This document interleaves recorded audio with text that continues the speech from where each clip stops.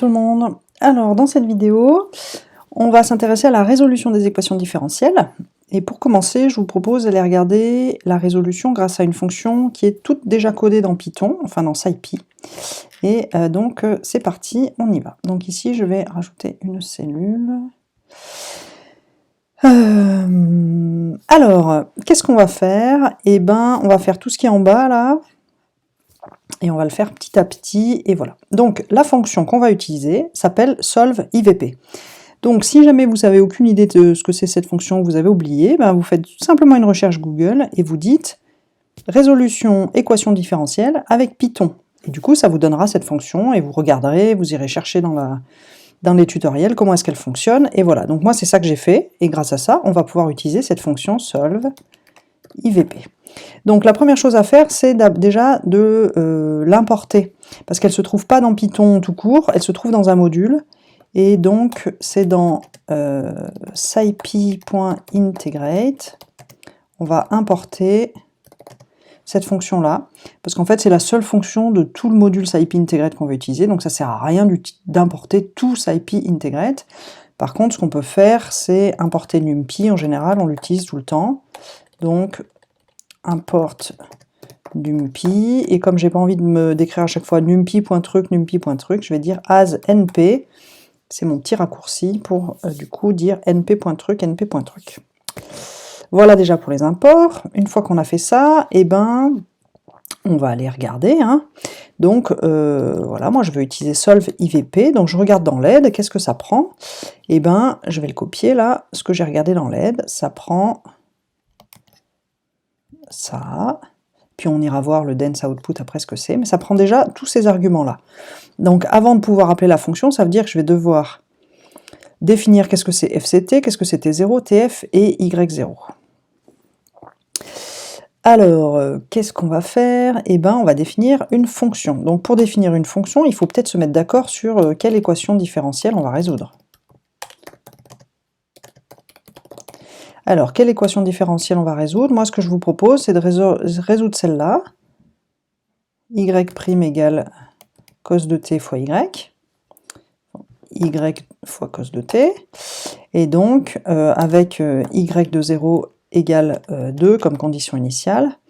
Et donc, ça revient à l'écrire sous la forme y' de t égale f de t, y de t, avec f de tz égale z cos t. Donc ça, je suppose que vous êtes familier de ce genre de choses, vous êtes capable d'écrire une équadif sous la forme y' égale f de ty. Et le fameux fct, la fameuse fonction qu'on voit là, est justement la fonction qui est associée à l'équation différentielle. Donc on va la définir. fct égale def fct de t virgule z. Alors, qu'est-ce que c'est? Ben, on va directement au return, puisque c'est z fois cos de t. Alors, il y a un petit détail quand même, c'est que ce truc-là doit être utilisable avec des arguments vectoriels, pour qu'on puisse l'utiliser dans solve_ivp.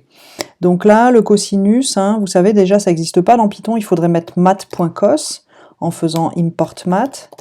Sauf que math, ça marche seulement sur des scalaires. Si on veut que ça marche sur des vecteurs, il faut utiliser la version NumPy. Donc c'est np.cos qu'il faut à cet endroit-là. Comme d'habitude, ça c'est des choses qu'on a déjà vues précédemment. C'est la même problématique quand on veut dessiner une fonction, il faut des arguments vectoriels. Bref, donc ça c'est fait, cet premier argument il est défini. Ensuite il va nous falloir t0, tf et y0. Donc t0 c'est le temps initial, alors t0 c'est quoi? 0, tf j'ai envie d'aller jusqu'à 10. Donc là c'est moi qui décide, hein. Je décide de résoudre l'équation sur 0, 10, et la valeur initiale, y0, bah, j'ai décidé que c'était 2. Ok? Donc ça d'ailleurs je peux l'écrire en plus rapide en disant que t0, tf, y0 égale 0, 10, 2. Ça m'évite de mettre ces deux lignes, tout en une seule. Et ensuite il y a une petite nuance, c'est que solve_ivp là, ici ce qu'il veut c'est un vecteur, une liste quoi, donc du coup j'ai besoin de le mettre aussi entre crochets ici, histoire qu'il mette le 2 entre crochets. Ok, donc une fois qu'on a fait ça, bah, je pense qu'on est bon. solve IVP, on peut l'exécuter, paf. Voilà, donc the solver a successfully, machin, et il me donne les résultats.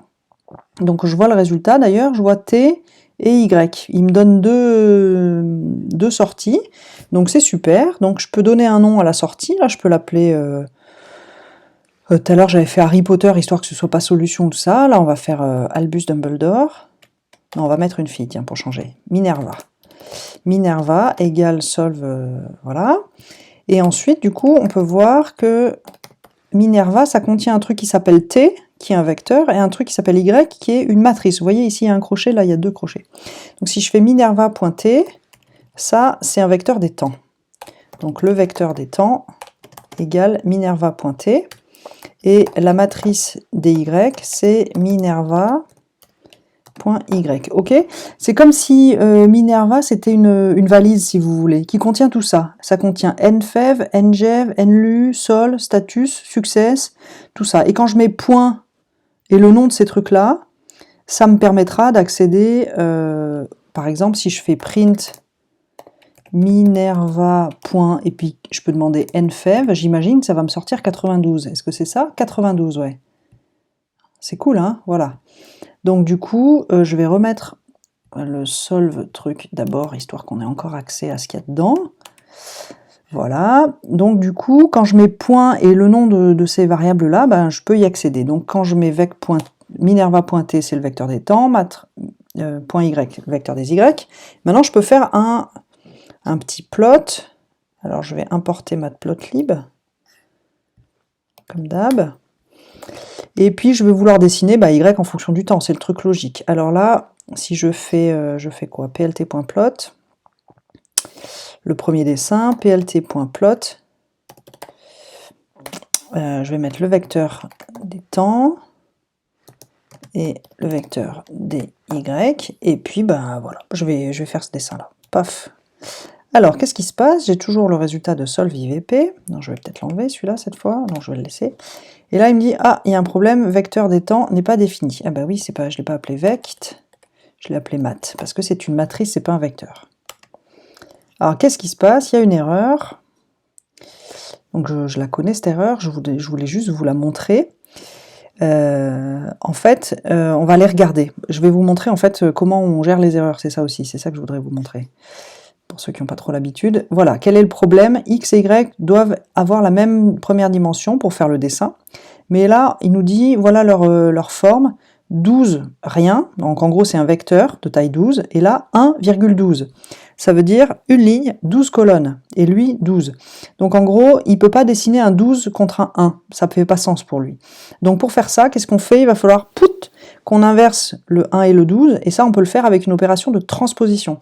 Hein, comme Y c'est une matrice, si je mets Y.T, il aura taille 12, 1, et on pourra le dessiner avec quelque chose qui fait de taille 12. Donc je vais juste mettre un transpose, donc c'est point grand T, je vous rappelle, à la fin de ça, et normalement, ça fonctionne. Ok, donc là il y a un truc rigolo à voir, c'est que c'est super moche, hein. Vous êtes d'accord? Ce truc-là, il n'y a vraiment pas beaucoup de points, quoi. Il y a 1, ça c'est 2, 3, 4, il s'est pas trop foulé pour mettre beaucoup de points dans l'équation, quoi. Donc là, une option pour pouvoir faire plus joli, c'est d'utiliser solve IVP avec une option particulière qui est de dire dense output égale true. Donc là, on est en train de dire le fait que la sortie soit dense, c'est vrai. Hein, par défaut, c'est faux. Et donc, vous allez voir ce que ça change. Je vais le mettre là aussi. Ici, quand on appelle solve IVP tout court avec dense output égale true, vous allez voir, je vais faire les deux, comme ça vous allez voir, on va voir la différence ensemble. Paf, paf. Je le lance une fois sans le dense output et une fois avec. Donc on va avoir deux messages. Alors paf, qu'est-ce que ça fait? Ouais. Premier message, c'est le normal. Et ensuite en mode dense output. Donc là, il faut regarder la différence. Il n'y en a pas sur Y, il n'y en a pas sur T, pas sur truc. La différence, elle est à la ligne de sol. Vous voyez? Ici, il y a un truc sol, et là, il y a un truc non. Ok? Donc ça, c'est la différence. Quand je mets l'output dense, ça me rajoute quelque chose auquel je vais accéder en point sol, en disant sol égale Minerva Sol. Donc ça, et ce truc-là, c'est une fonction solution. Fonction solution égale Minerva.sol. Et en fait, cette fonction solution va me permettre de faire un dessin beaucoup plus joli. Et donc, comment je vais faire ça? Eh ben, maintenant, vu que c'est une fonction, je peux faire dessiner une fonction tout court. Dessin de la fonction solution. Et pour faire ça, comme c'est une fonction, je peux la dessiner avec autant de points que je veux. Là, vous êtes d'accord, il y a peut-être une dizaine de points, c'est super moche, ça suffit pas pour faire un dessin clean. Donc moi, je vais faire un truc, un vecteur des temps, vec t2 égale, je vais faire un linspace entre t0 et tf, et puis je vais mettre 200 points. D'ailleurs, je vais mettre n ici, grand N, parce que j'aurai peut-être besoin de l'utiliser. Je trouve que c'est joli, mettre 200 points, donc grand N, 200 points. Je vais faire n plus 1, d'ailleurs, ça me fera 200 intervalles et 201 points, ce sera plus joli. Et ensuite, ben voilà,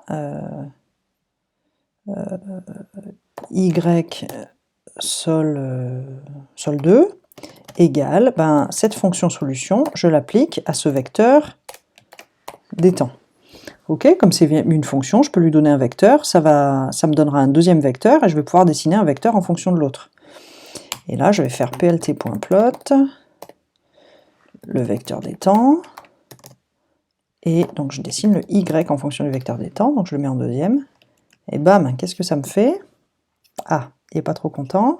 Ah oui, c'est le même problème, il me dit qu'ils n'ont pas la bonne dimension, parce que là, j'ai oublié, je devais transposer ça. Paf.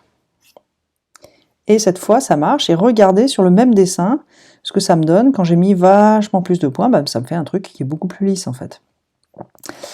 Ok, et donc là, comme d'habitude, vous pouvez rajouter des labels pour que votre graphe ne soit pas tout nu, un X label, un Y label, un titre. Vous faites ça avec plt.xlabel, ylabel, légende, titre, etc. Et puis voilà, ça vous fait quelque chose de joli, mais je vous laisserai voir les vidéos sur Matplotlib, et moi je vais m'arrêter là pour aujourd'hui. Voilà.